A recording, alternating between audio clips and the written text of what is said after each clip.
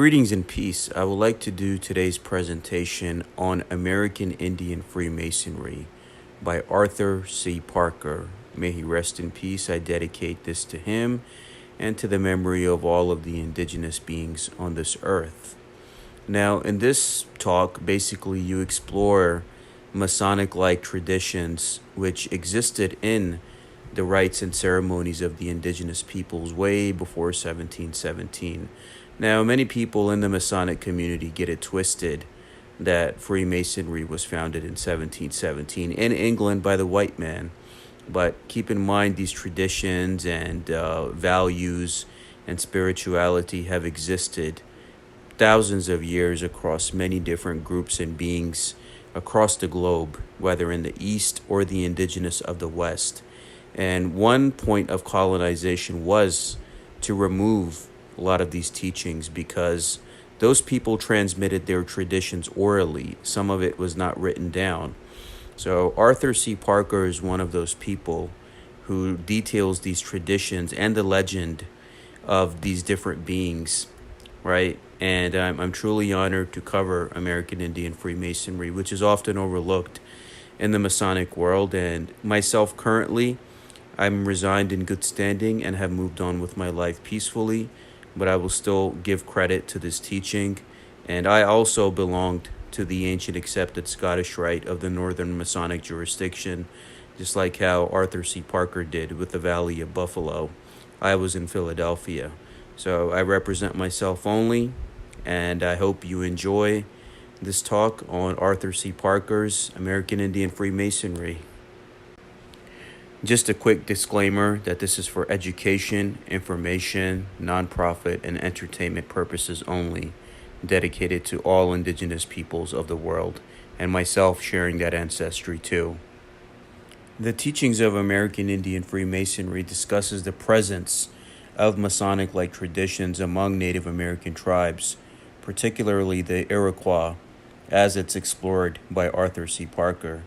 He shows and describes a journey led by a guide to a secret ceremony in Seneca land, where Masonic rituals have parallels with indigenous traditions. And the Native Americans possess Masonic knowledge, and their customs simply resemble Masonic principles. And Masonry, or the concept, not just the rituals, but as moral and philosophical teachings, it shows that Native American fraternities embody a form of their own natural Masonry. And Arthur C. Parker outlines the fundamental beliefs of Native Americans, including their belief in a supreme being, which is often referred to as a great spirit. And in the Scottish Rite, they even have a degree dedicated to this teaching. Moral conduct, the importance of brotherhood, and the belief in an afterlife. These beliefs share similarities with Masonic teachings, although they stem from indigenous traditions rather than external influences, which shows that the indigenous people always had this knowledge, customs, and traditions. Parker also highlights the existence of ceremonial societies and fraternities among various tribes, such as the Zuni, Pawnees, and the Iroquois, which had their own sacred rituals, altars, and moral teachings.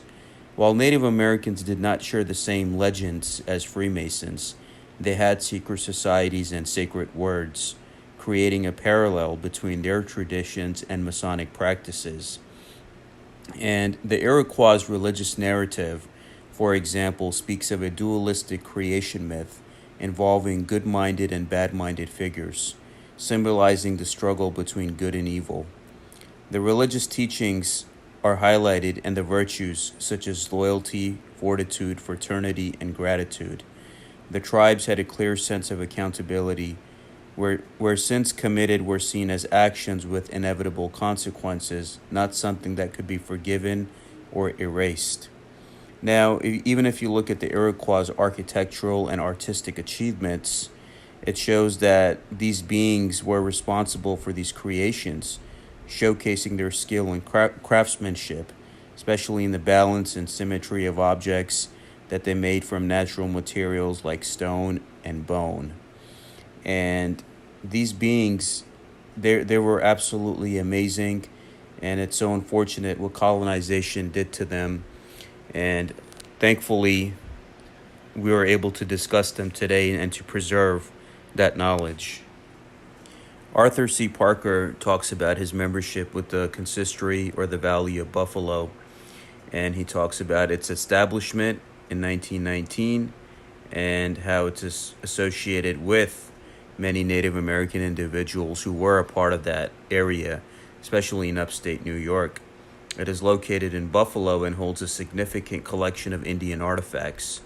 The collection was curated by George L. Tucker and expanded under George K. Staples' patronage. And the contribution and significance: Everett R. Burmaster, a skilled field archaeologist, contributed fine specimens to the collection. And the Tucker collection is highly valued by archaeologists for its unique character and historical significance. And see, even myself, being in the ancient accepted Scottish Rite Northern Masonic jurisdiction for so long, I never knew this, which shows that this was another form of suppressed knowledge, which was never given to us, just like how I covered Sufism, Islam, and their influences on Freemasonry. Now, in upstate New York and connecting to the Canadian side as well, many of the indigenous artifacts and teachings and whatever they were found are thankfully now being digitized with the different libraries and groups and societies which are working hard today to preserve all of those things. In teaching us the indigenous legends, Arthur C. Parker teaches us the story of the Red Hand, and he emphasizes the fading of these ancient practices as more Native Americans converted to Christianity and assimilated into Western ways of life, while some, particularly the Senecas, continue to practice their traditional beliefs in longhouses, clinging to their cultural identity even as it faced gradual erosion. Arthur reflects a larger theme of how indigenous cultures, rich in spiritual and material practices, have adapted, resisted, and been transformed under the pressures of colonization and modernization.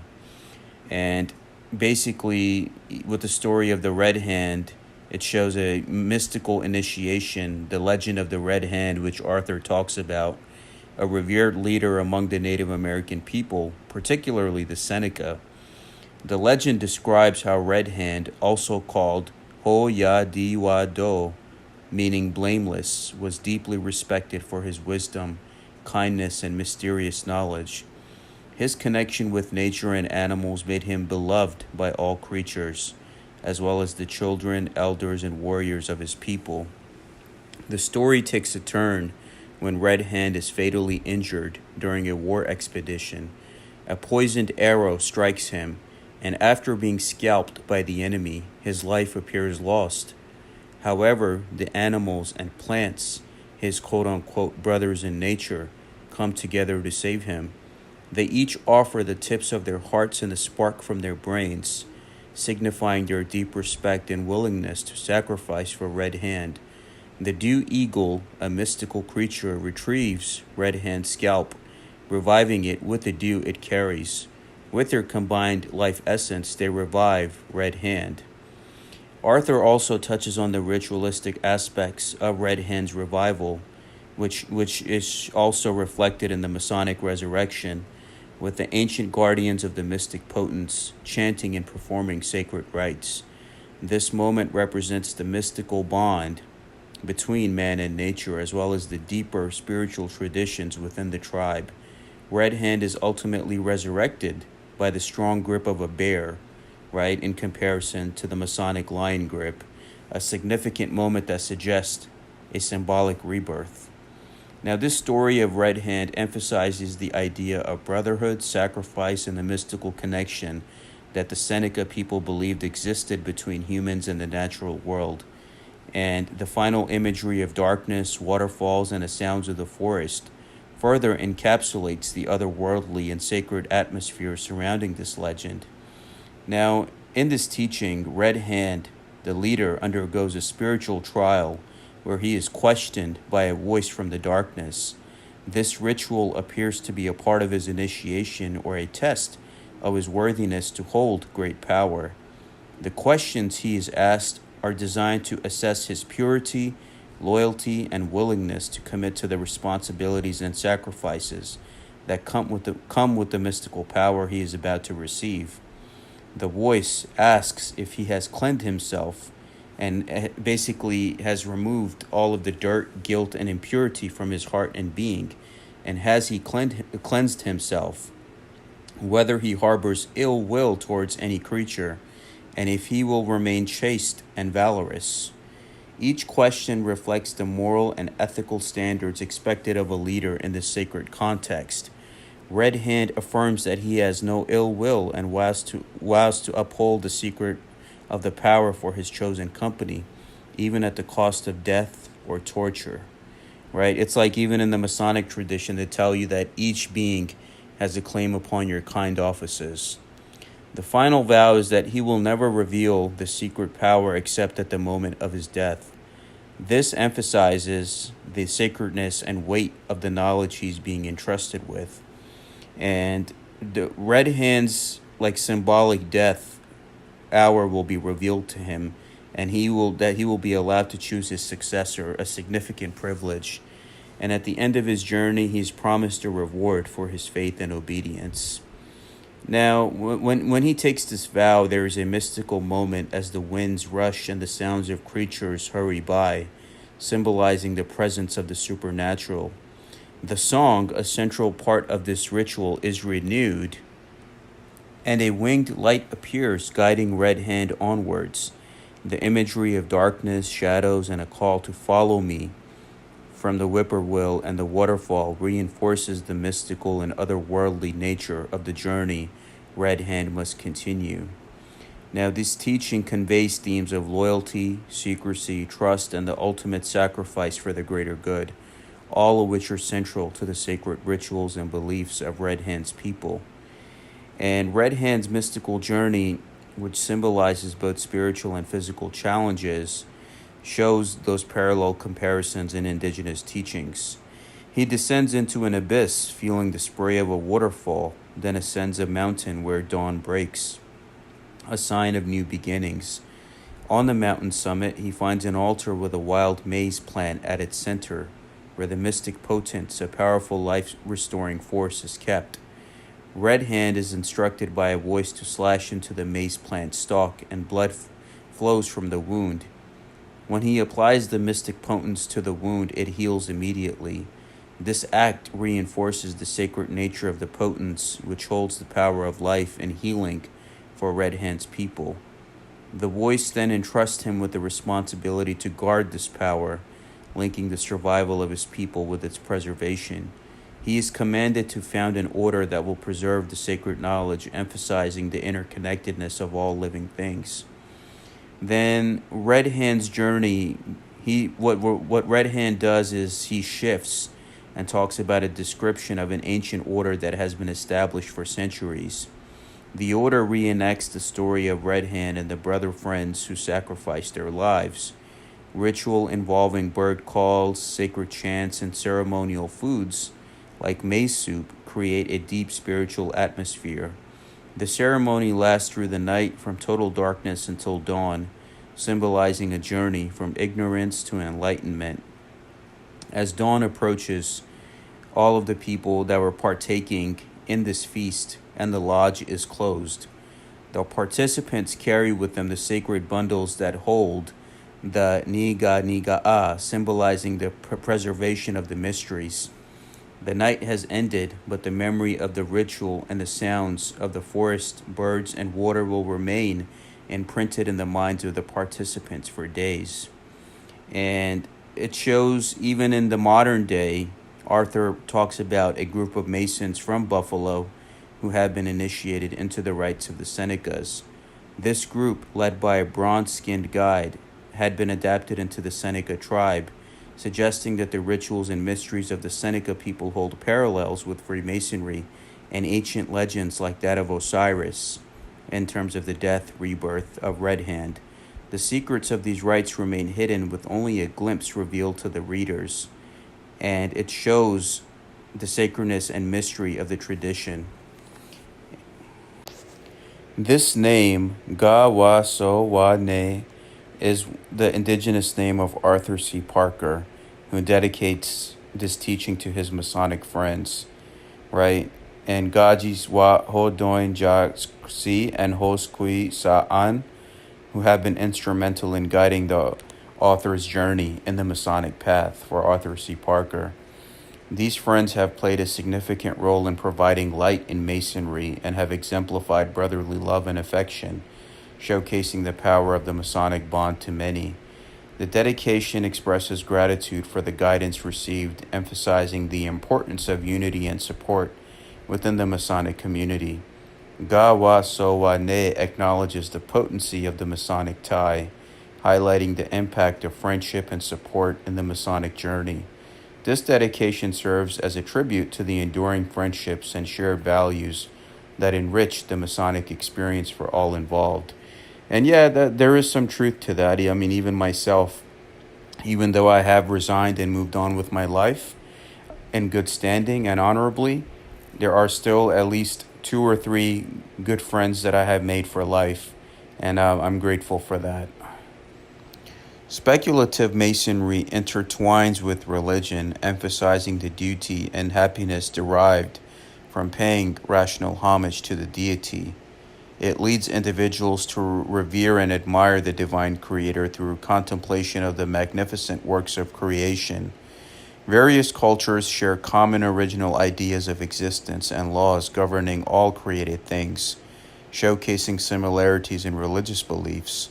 The unity and love advocated by the Masonic path align with the teachings of different religions, promoting moral values and brotherly devotion.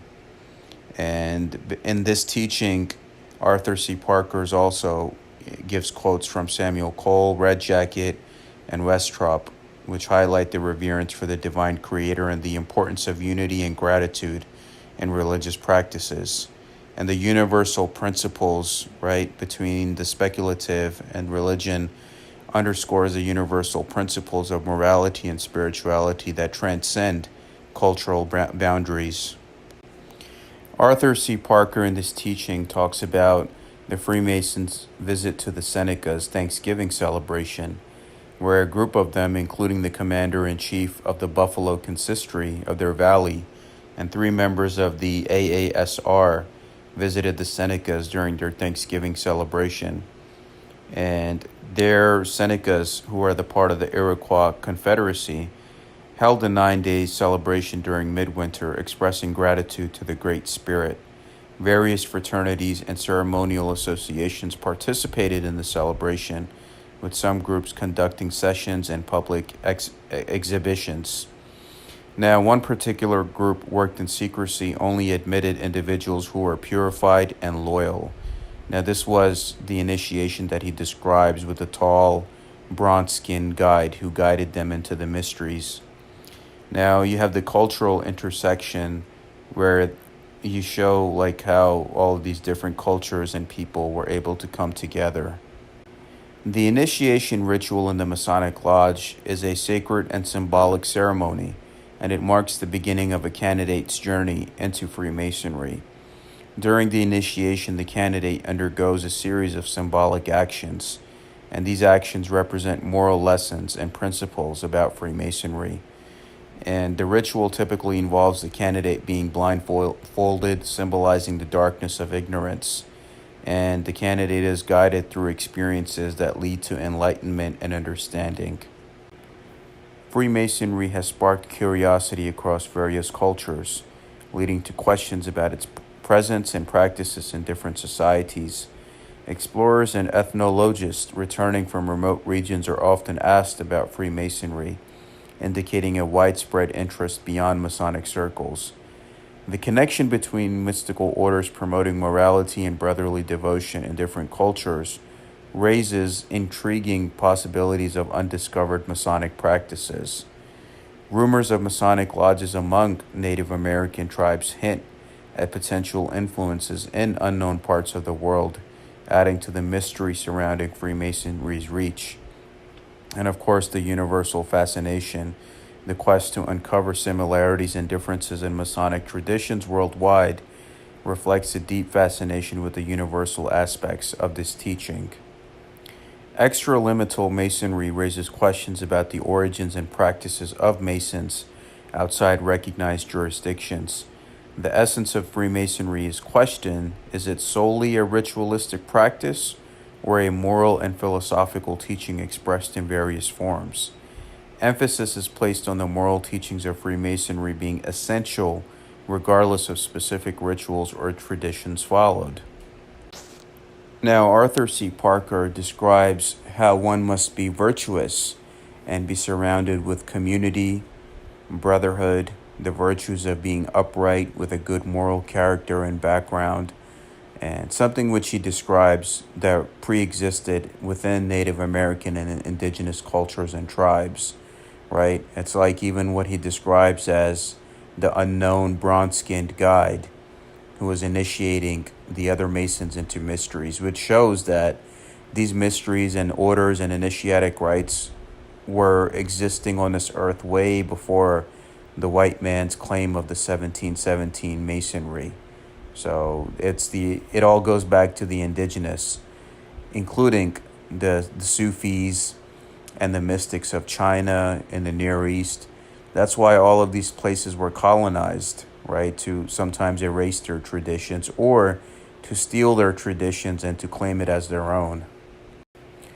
Arthur C. Parker, in his book, shows the forms of ceremonial and decorative brooches of silver used by the Seneca Indians. And Red Jacket wore the brooch marked A, the first one. So the concept of the square and compass, like the white man's masonry, or those claiming the 1717 narrative would say that the origins of the square and compass are lost, right? The symbolism. But if you look at even the painting of the Chinese gods, Nuwa and Fuxi, from 2,000, 3,000 years ago, they're holding the square and compass, recreating the world. If you look at the Sufi lodges, where a lot of the Knights Templars, and of course, even Christian Rosenkreutz himself, even Crowley, which I discussed in an earlier video from last month, they took all this information from these different cultures and incorporated it into their own systems. So even the square and compass is here shown in Native American customs and traditions. Now, these traditions themselves are shown for those that had joined the Scottish Rite in their Masonic path like I did.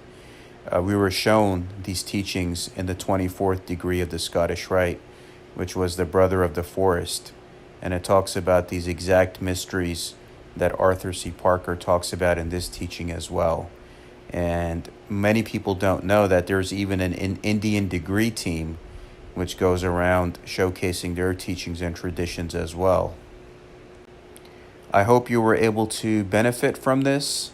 And it was my honor as someone who shares indigenous ancestry as well to do a video on this to explore and preserve Arthur C. Parker's teachings on the indigenous and how they already possess all of this knowledge and how we must return to our sources as indigenous peoples to know that we already have all we need within our own traditions rather than look anywhere else. As even the bronze-skinned guide was initiating the commanders and other people of his jurisdiction into the higher sciences and mysteries. So we already have what we need, whether it's me from the indigenous background or the Sufi background. We don't need anything else. So with that, if any questions or comments, please email me at salmonshake911@gmail.com. All images used were retrieved from public domain searches and are the rightful property of their respective owners. The images used in this video are for the purpose of nonprofit awareness and education, which is protected by the copyright laws of fair use education purpose. All my videos are for nonprofit and education purposes. All rights reserved.